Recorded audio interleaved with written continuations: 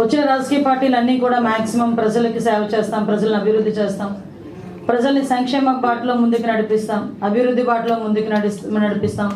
మాకు ఓటేయండి, మాకు మళ్ళీ మళ్ళీ ఓటేయండి, మమ్మల్ని ఆశీర్వదించండి. యాక్చువల్గా ఏ రాజకీయ పార్టీ పెట్టుకున్నా ఈ స్లోగన్ అనేది కామన్గా ప్రజల్లోకి వెళ్ళే స్లోగన్. కానీ ఈ మధ్యకాలంలో మనం కొన్ని చూస్తూ ఉంటే కొన్ని రాజకీయ పార్టీలు ఆల్రెడీ 5 సంవత్సరాలు వాళ్ళకి అవకాశం ఇచ్చిన తర్వాత కూడా అది నిలబెట్టుకోలేక దెబ్బ కొట్టినట్టుగా ప్రజలు మూలన కూర్చోబెట్టినా సరే ఈరోజు తిరిగి ఆ రాజకీయ పార్టీలు బయటకు వచ్చి, ఆ రాజకీయ నాయకులు బయటకు వచ్చి వాళ్ళు ఒకటే సిద్ధాంతం, మాది వినాశనం విధ్వంసం మా సిద్ధాంతం, మేము ఏదైనా మాట్లాడితే నరుకుతాం, చంపేస్తాం, లేకపోతే వినాశనం సృష్టిస్తామని బహిర్గతంగా నాయకులే మాట్లాడడం కాకుండా వాళ్ళ కార్యకర్తల చేత కూడా అదే మాట్లాడించడం.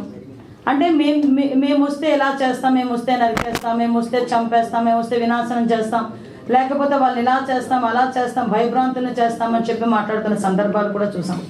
సాధారణంగా ఉగ్రవాదులను మించి ఉన్మాదంతో ఈరోజు ఈ వైఎస్ఆర్సీపీ పార్టీ ఏపీలో రాజకీయాలు చేస్తుందంటే నిజంగా ఈరోజు ఇలాంటి పార్టీలని ఒక 5 సంవత్సరాల పాటు ఇలాంటి పార్టీని యాక్సెప్ట్ చేసినందుకు ఇప్పటికే బాధపడుతున్న ఏపీ ప్రజలు ఆఖరికి మళ్ళీ సిగ్గుపడే పరిస్థితికి ఈరోజు తీసుకొచ్చే పరిస్థితి కనిపిస్తా ఉంది. మనందరం తెలుసు, ఒక్క ఛాన్స్ అని ఆ రోజు ఒక మాటకి ప్రజల దురదృష్టం అనకూడదు కానీ కొంతమంది దౌర్భాగ్యం అని చెప్పుకోవాలి. ఆ సందర్భంలో 5 సంవత్సరాలు వాళ్ళకి అధికారం ఇస్తే ఎటువంటి విధ్వంసం సృష్టించారు, ఎటువంటి వినాశనం సృష్టించారు. అయినా కూడా ఈరోజు ప్రతిపక్షంలోకి వెళ్ళిన తర్వాత కూడా అధికారం పోయిన అహంకారం ఎక్కడా తగ్గక ప్రజల్ని ఎలా ఇబ్బంది పెట్టాలి, ప్రజల్ని ఇంకా ఎలా భయభ్రాంతులను చేయాలి, లా అండ్ ఆర్డర్ ఇష్యూ ఎలా క్రియేట్ చేయాలి ఉద్దేశంతో అతను తీసుకెళ్తున్న నైజం. నేను ఇందాకే చెప్పాను, ఒక రాజకీయ పార్టీలు ఏదైనా ఒక కొత్తగా రాజకీయ పార్టీ పెట్టాలనుకున్నా పెట్టే ఉద్దేశం ఉన్నా యాక్చువల్గా పెట్టే ఉద్దేశం దగ్గర నుంచే ప్రజలకి సేవ చేయాలని కొంత ఎక్స్పోజ్ చేసుకోవటం.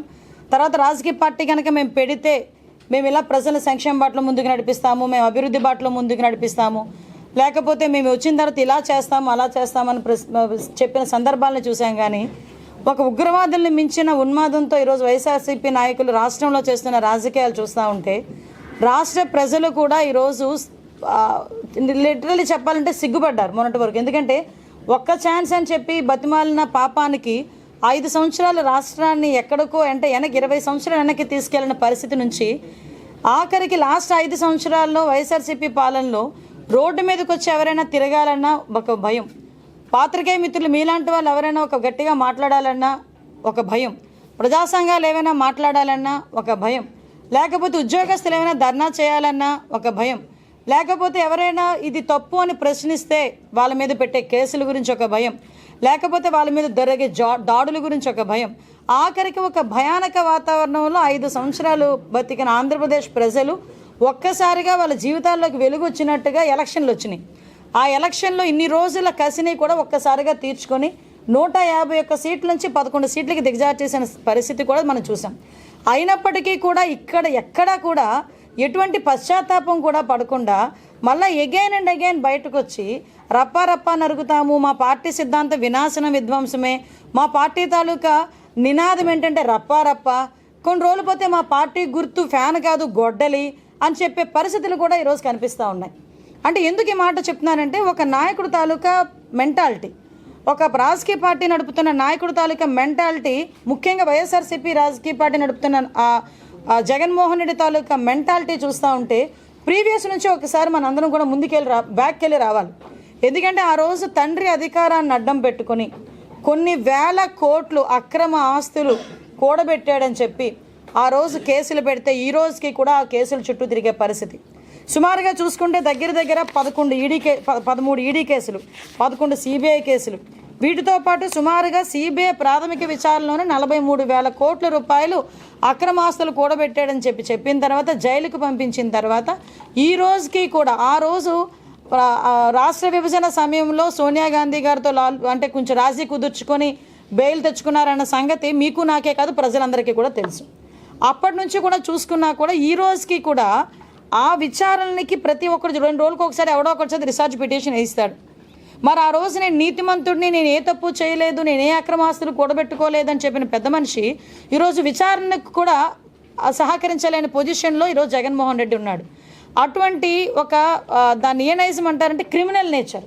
అందుకే మీరు లాస్ట్ 5 సంవత్సరాల్లో చూసుకుంటే రాష్ట్ర ప్రజలందరూ అతన్ని ఒక సైకో అనేవారు. ఆ సైకో ఏమనంటే మా మీద కేసులు పెట్టేవారు. కానీ దానికి నిదర్శనం ఈరోజు చాలా ఎగ్జాంపుల్స్ చెప్పుకోవచ్చు. ఆ రోజు తండ్రి అధికారాన్ని అడ్డం పెట్టుకుని ఆస్తులు కూడగట్టుకొని అదే తండ్రి చావును కూడా అడ్డం పెట్టుకొని అధికారంలో రావడానికి ఎంత ప్రయత్నం చేశాడో మీ అందరికీ తెలుసు.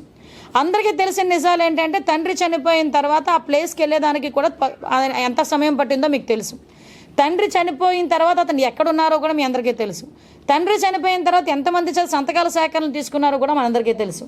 సాక్షాత్తు నిన్న మొన్న మా అచ్చెన్నాయుడు గారు కేశవ్ గారు మాట్లాడిన మాటలకి బొత్స సత్యనారాయణ గారు లాంటి ఇబ్బంది పడ్డారు. కానీ సాక్షాత్తు కన్నా లక్ష్మీనారాయణ గారి నిన్నగాక మొన్న ఆ టైంలో అతను మంత్రివర్గంలో ఉన్న వ్యక్తి, రాజశేఖర రెడ్డి గారి మంత్రివర్గంలో ఉన్న వ్యక్తి, ఆ రోజు నేను కూడా సంతకం పెట్టాను, నేను సంతకం పెట్టి తప్పు చేశానని 2-3 నెలలకి నేను బయటకు వచ్చేసానని చెప్పి సాక్షాత్తు కన్నా లక్ష్మీనారాయణ గారు ఆ రోజు నిన్నగాక మొన్న అతను కూడా మాట్లాడిన పరిస్థితి. అంటే ఒక అధికారం కోసం ఎంతవరకైనా దిగజారుతాడు జగన్మోహన్ రెడ్డి అన్న ఒక విషయం చెప్పడానికి ఇదొక ఎగ్జాంపుల్. ఇలాంటి ఎగ్జాంపుల్స్ చాలా ఉన్నాయి. వాటిలో భాగంగానే ఈరోజు మనం చూసుకుంటే ఆ రోజు తల్లిని చెల్లిని ఏ రకంగా గుండ్లకు హత్తుకున్నాడు, తల్లిని ఓదార్చాడు, చెల్లిని ఓదార్చాడు, నన్ను జైలుకి పంపిస్తున్నారా బాబోయని లబోదిబోమని గుండ్లు బాదుకుంటే పాపం ఆ మహాతల్లి షర్మిలమ్మ ఏ రోజు కూడా ఏ ఆడబిడ్డ కూడా పాదయాత్ర చేసిన సందర్భాలు కూడా మనం చూడలే. అటువంటిది ఆ టైంలో ఆ అమ్మ ఇంచుమించు కొన్ని వేల కిలోమీటర్లు పిల్లల్ని, భర్తని, అత్తమామల్ని అందరినీ, ఇల్లుని, వాకిల్ని వదిలేసి ఒక ఆడకూతురు ఆ రోజు పాదయాత్ర చేసిన సందర్భాన్ని కూడా మనం గుర్తు చేసుకోవాలి. ఎందుకంటే ఆయన మర్చిపోయినట్టున్నాడు. ఆయనకి కూడా నేను గుర్తు చేయాలి, నీ నైజం ఇది. ఆయనకి గుర్తు చేయడంతోనే పాటు ప్రజలు కూడా గుర్తు చేయాలి, అతగాడి నైజం ఇది.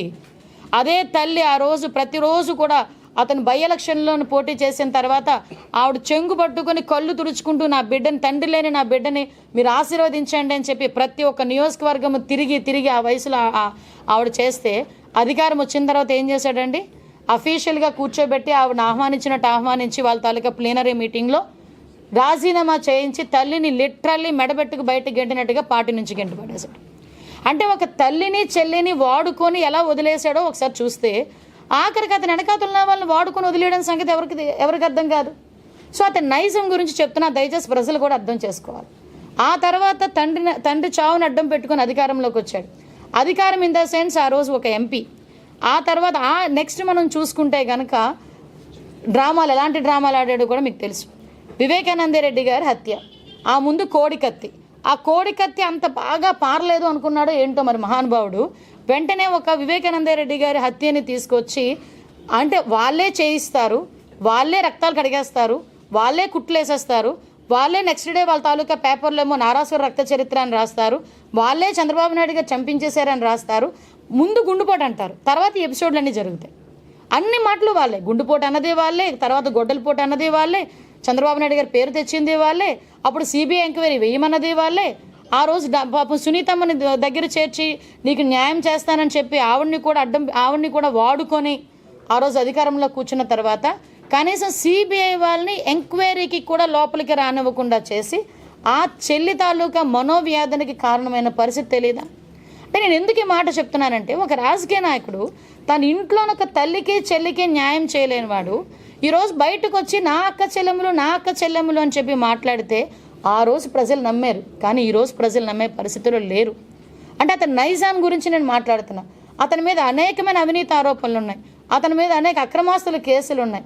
అంటే అయినప్పటికీ కూడా ఈరోజు బయటకు వచ్చి అతను మాట్లాడే తీరు చూస్తూ ఉంటే, అంటే కేవలం అధికారాన్ని అడ్డం పెట్టుకొని అవినీతి చేసి, వాళ్ళ తండ్రి చావును అడ్డం పెట్టుకొని అధికారంలోకి వచ్చిన తర్వాత ఎవరైనా ప్రశ్నిస్తే కేసులు అని వినాశనం చేసి విధ్వంసం చేసి ఆఖరికి ఈరోజు మళ్ళా తిరిగి అదే నేచర్ని నేను కొనసాగిస్తానని డెలిబరేట్గా చెబుతున్న తీరుని చూస్తూ ఉంటే అనుకోవచ్చు మీ పార్టీ సిద్ధాంతమే వినాశనం, విధ్వంసం. ఇందాకే చెప్పాను, మీ పార్టీ నినాదం రప్ప. ఇంకెందుకు మాట్లాడితే పార్టీ గుర్తు కూడా మార్చేయి. ఎందుకంటే నీ కార్యకర్తలందరూ రోడ్ల మీదకి వచ్చి గొడ్డలు పట్టుకుని కత్తులు పట్టుకుని తిరుగుతున్నారు కదా. ఎవడో ఫ్యాన్ పట్టుకోవట్లే, ఎవడో ఫ్యాన్ చూపించట్లే. ప్రతి ఒక్కడు గొడ్డలు పట్టుకోవడం అదేదో హీరోయిజం లాగా, ప్రతి ఒక్కడు కత్తి పట్టుకోవడమే అదేదో హీరోయిజం లాగా. ఎంత కేకని ఎంత పెద్ద కత్తితోకి వస్తారు, అది కూడా ఇంట్లో కోసుకోరు, రోడ్ల మధ్యలోకి వస్తారు. ఇంకొకడు వస్తాడు, గొడ్డలు పట్టుకుంటాడు, మేకను తెస్తాడు. ఒరే ఆ మేకను ఏదో బలేసింది, ఏదో దేవుడి గుడిలోనే ఎక్కడో చేసుకుంటే కొంచెం పుణ్యం పురుషార్థం రెండు వచ్చేది. అంటే బలి అన్నది సెన్స్ నేను చెప్పేది ఏంటంటే కొన్ని చోట్ల చూపిస్తారు కాబట్టి చెప్తున్నాను. అటువంటి అక్కడ వేసి ఆ రక్తాన్నేమో తీసుకొచ్చి జగన్మోహన్ రెడ్డి ఫ్లెక్సీ మీద జల్లి రప్ప రప్ప అంటాడు. అరే రప్ప రప్ప అంటున్నాడు, నీ కార్యకర్త బయటకు వచ్చి నరుగుతానంటున్నాడయ్యా, ఒకసారి చూడు నువ్వేం మాట్లాడుతున్నావు, నీకు ఏమైనా అర్థమవుతుందా నీకు అని అడిగితే తప్పేంటి అంటాడు ఈ పెద్ద మనిషి కూర్చొని. అంటే ఒక రాజకీయ నాయకుడు పొజిషన్లో ఉండి ఒక ప్రజల్ని కానీ యువతని కానీ మంచి దారిలో పెట్టాలనుకున్న పరిస్థితి నుంచి ఈరోజు రప్పారప్ప రాజకీయం చేసే పరిస్థితికి ఈరోజు జగన్మోహన్ రెడ్డి దిగజారిపోయాడా? ఈరోజు నేను అదే అంటాను, ఇందాకే చెప్పాను, పార్టీ ఆ గొడ్డల్ని కూడా అదే ఇంచుమించుగా చెప్పాలంటే అధికారంలోకి వచ్చేసారు. ఏంటి ఏమి వేసుకున్నాడు, కోడికత్తి అని చెప్పాడు. ఎంత కత్తి, కోడికత్తి ఎంత ఉంటుందో తెలుసు మనందరికీ, మొన ఎంత ఉంటుంది, దాంతో ఇంత గీతకు వస్తే దానికి ఇక్కడ నుంచి నేను వైద్యం చేయించుకోను, ఇక్కడ పోలీసులతో నాకు నమ్మకం లేదని ఇమీడియట్గా హైదరాబాద్ వెళ్ళి ఒక 3 రోజుల పాటు ఒక మంచి డ్రామా ఆడాడు. కాకపోతే ప్రజలకు తెలియదు, చిన్నదే కదా. ఎలాంటి నేచర్ ఇతంది అంటే ఏదైనా విధ్వంసం వినాశనమే.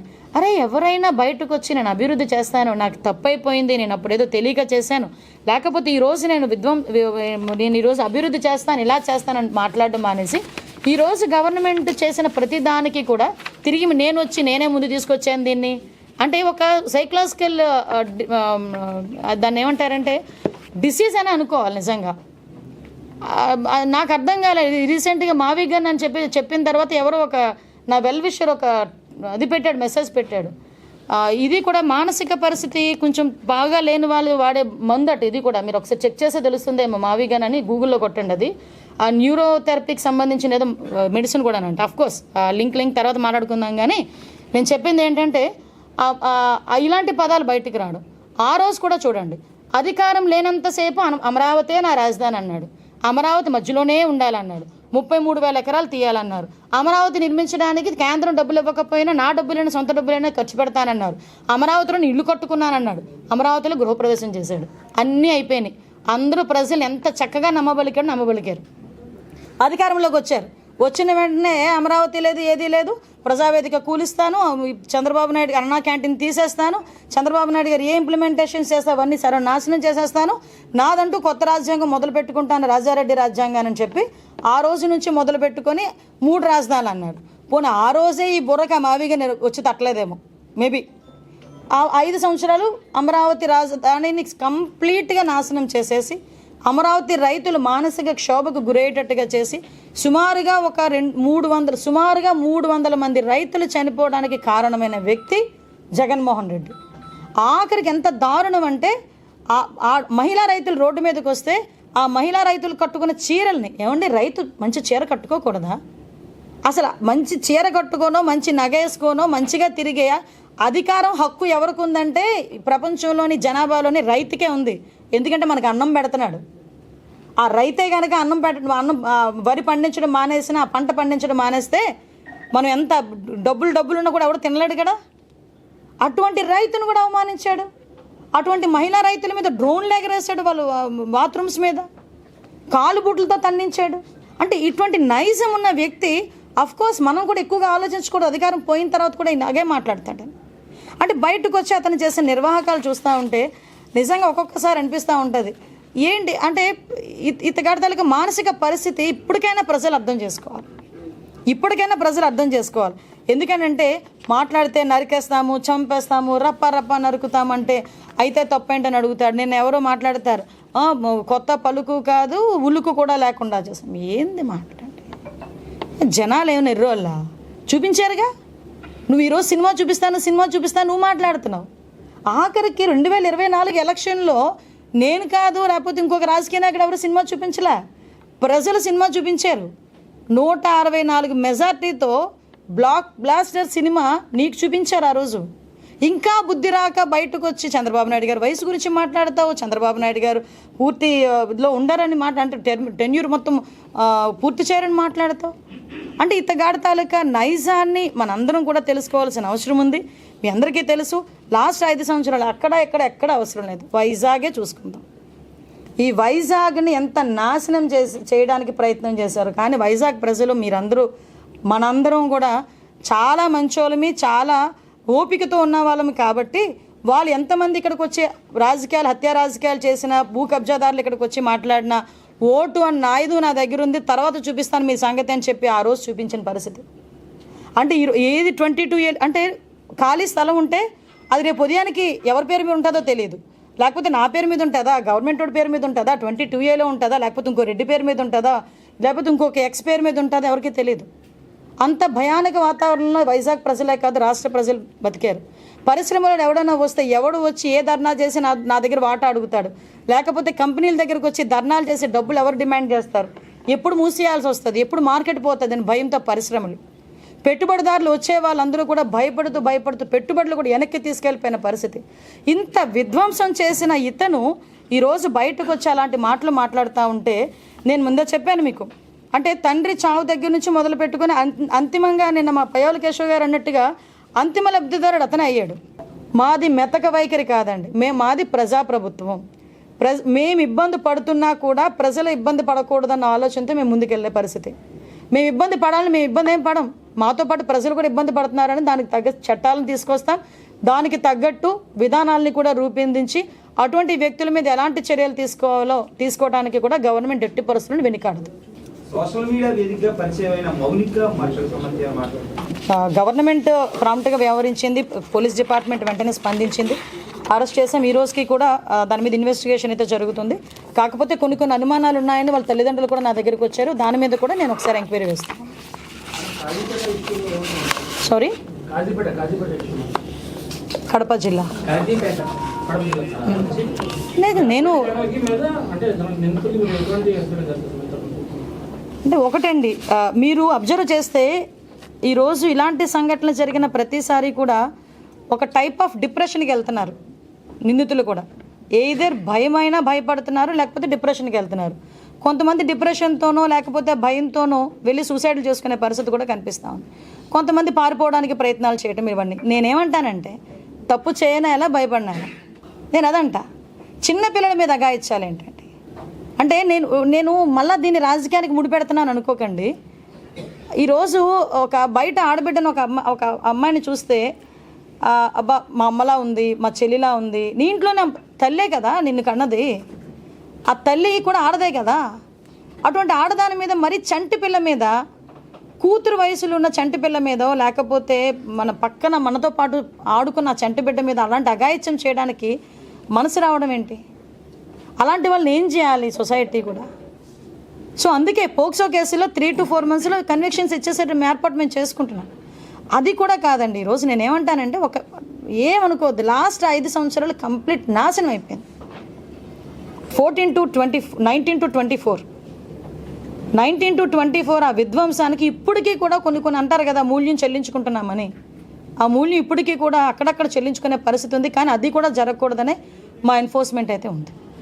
మహిళలపై అఘాయిత్యాలకు పాల్పడుతున్న కొన్ని ఘటనల్లో నేరస్తులు కాలువల్లోనూ చెరువుల్లోనూ కనబడుతున్నారు. అంటే మీ కూటమి ప్రభుత్వంలో కొన్ని శిక్షలకు భయపడి వారు ప్రెజర్ సెక్షాలు, ఎందుకంటే ఇలాంటి ఇష్యూస్ జరిగినప్పుడు డెఫినెట్గా సార్ ఏం చేస్తారంటే ఒక 6-7 టీంలు వేస్తామమ్మా.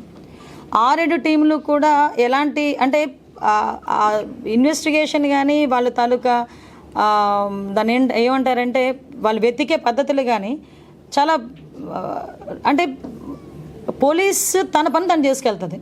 ఆటోమేటిక్గా కొంతమంది దాన్ని తట్టుకోలేని పొజిషన్లో ఉంటారు.